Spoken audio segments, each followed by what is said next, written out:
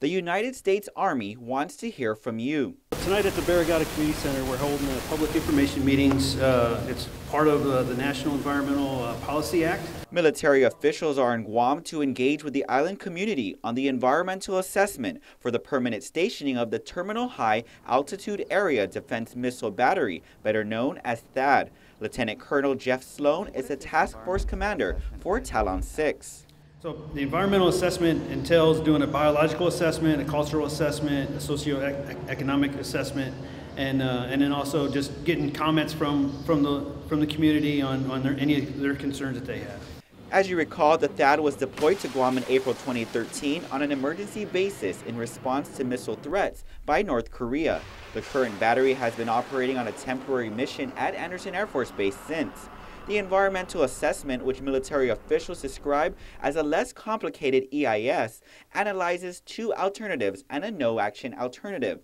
One would be a permanent stationing of the THAAD with permanent troops, and the other alternative with troops on rotation. Sloan estimates about 100 troops and their families to move to Guam if the process is approved. It's twofold. Being out here permanently, one, it shows that we're wanting to be contributing and respecting members of Guam. It's and so be able to provide protection to Guam on a permanent basis. The other part of that is it helps with in the Department of the Army and looking at providing a regional and homeland missile defense capability on a permanent status. The preferred alternative also includes site improvements and operational changes made to the current THAAD battery, as well as the expansion of the current cargo drop zone in the adjacent areas of Northwest Field.